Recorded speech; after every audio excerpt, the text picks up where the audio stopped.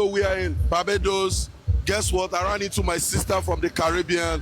Her name shocked me. What's her name again? Iyanu. Iyanu. Do you know the meaning? Of course I do. What's the meaning? Miracle. Miracle. Iyanu Oluwa. Iyanu Oni.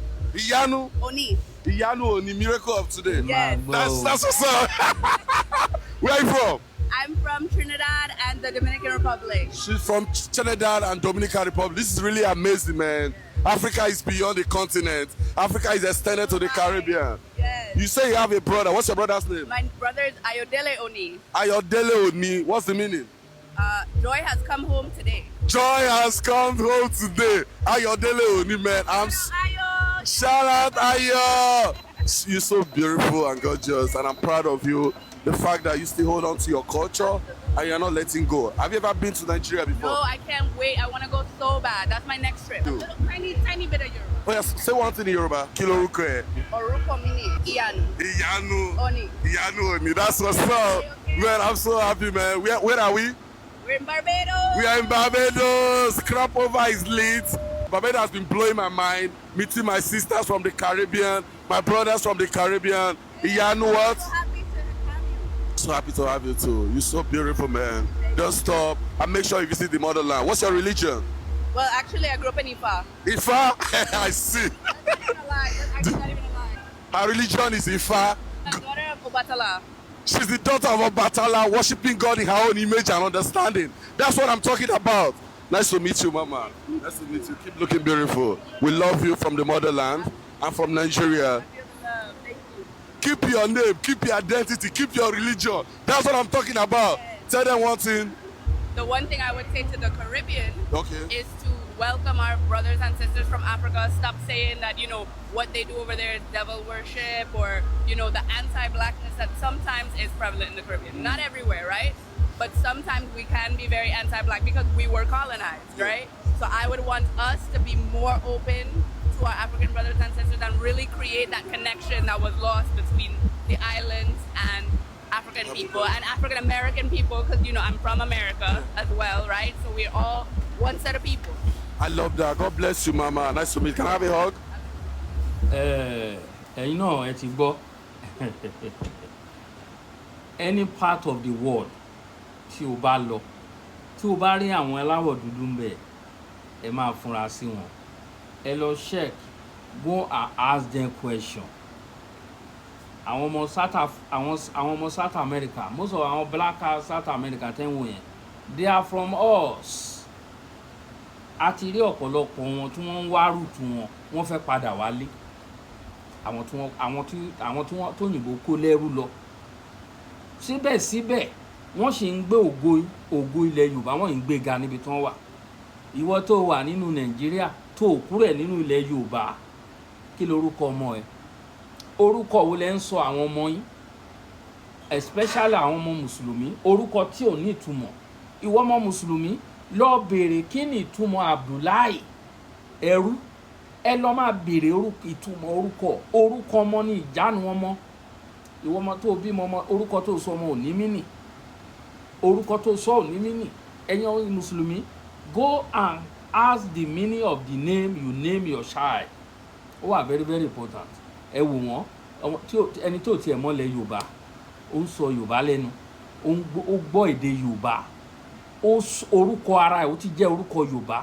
Even though àwọn ẹ̀gbọ́n ẹ̀, àwọn àbúrò ẹ̀, orúkọ Yorùbá náà ni wọ́n ń jẹ́. Orúkọ Yorùbá ni wọ́n ń jẹ́. Òun ni mo ṣe gbé fọ́nrán ìwá kẹwàá wò. Ẹ jẹ́ ká máa sọ, ẹ má jẹ́ ká sọ, ọmọ tó bá sọ lẹ́nu, àpò ìyá ló sọ kọ́rùn, àpò ìyá ló sọ kọ́rùn. Most of àwọn orúkọ the same thing náà nínú Bible ni. Orúkọ àwọn òyìnbó nìyẹn. Kí ló ṣe orúkọ títí wa? Kí ló ṣe Adéwùmí, Ọlámídé, Ayọ̀mídé, bẹ́yẹn lọ. Àwọn orúkọ tó ní mínì. Àwọn orúkọ tó ní mínì, àwọn bíi Àṣàkẹ́, Àbíkẹ́, Àjọkẹ́. Orúkọ wọ̀nyẹn tẹ́ bá ti gbọ́ ẹ ti mọ̀ àwọn orúkọ tó ní mínì ni. Tẹ́ bá ti gbọ́ Ọládìméjì, ẹ ti mọ̀ túmọ̀ ẹ̀. àwọn tí kì í ṣe ẹ̀yà Yorùbá tó ń ṣọmọ Yorùbá ṣùgbọ́n tí wọ́n wá gbọ́ èdè Yorùbá wọ́n máa ń ṣẹ́rìsì pé no. Ó ní bọ́ọ̀ kan tó ń pè ní kíní kan pastor ọmọ Yíbò ni tó máa ń sọ pé káwọn ọmọ Yíbò kan yé máa criticize Yorùbá pé no they are too accommodative pé in the ó Nàìjíríà pàwọ̀ Yorùbá ló wà accommodative jù. Oníbọ̀bọ̀ yóò dẹ̀ nílẹ̀ Yorùbá ló ń gbé dàgbà ó gbọ́ Yorùbá pẹ̀lú the other brother ẹ̀ ẹni tó bá mọ̀ wọ́n lórí Facebook. Ó ní Yorùbá lẹ́wọ̀ àmúyẹ àwọn èèyàn tí mo ti rí àwọn ọmọ Delta State tí wọ́n gbọ́ èdè Yorùbá fluently wọ́n ní wọ́n mọ̀ pé yes èdè tó ní ìtumọ̀ kò sí nǹkan Ọlọ́run mo dúpẹ́ lọ́wọ́ orí mi o mo dúpẹ́ lọ́wọ́ orí mi pé ó dá mi sílẹ̀ Yorùbá mo dúpẹ́ lọ́wọ́ orí mi pé mo jẹ́ ọmọ Yorùbá mi ò dẹ̀ ní yẹ ọmọ Yorùbá kí mi ní yẹ ọmọ àlè original ọmọ ọkọ ni mi ò ní bá wọn jà àwọn tó kọ̀dí síta tó ń tọ̀ sínú ilé Ọlọ́run orí mi ẹlẹ́dàá mi kọ́ ẹ rí wọn o kẹ́ lọ sí Cuba go to Colombia go to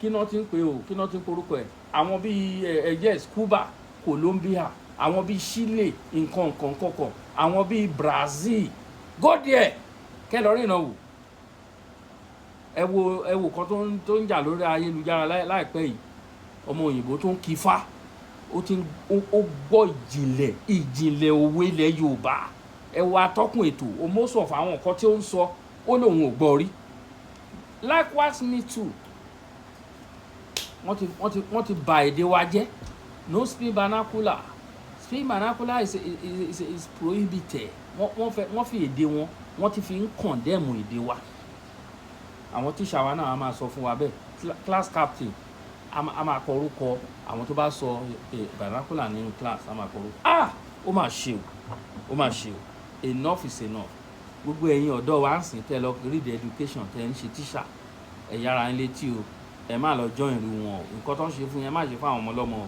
ẹ má báyé àwọn ọmọ ọlọ́mọ jẹ́ o àti dẹ́nsà fẹ́ máa táyé ṣe ni ẹ má yẹ káyé báyé jẹ́ o ẹ̀yin ènìyàn wa ohun tá a gbé wá fún wa rèé o orúkọ ọmọ ní ìjánu ọmọ ẹ máa sọ ọmọ yín ní orúkọ tó nítumọ̀ ẹ jẹ́ ká gbé àṣà àti ìṣe wa lárugẹ àṣà yàtọ̀ sí ẹ̀sìn nínú ẹ̀sìn náà ti yọ àṣà gan nínú àṣà náà ti yọ ẹ̀sìn inú àṣà ibẹ̀ náà ti yọ ẹ̀sìn jáde ẹ má máa mú wọn mọ́ra wọ́n lé eégún olóòlù eégún kẹ́nìkan máa wò ó ẹ̀yin àfáà ẹnìkan lọ máa wò ó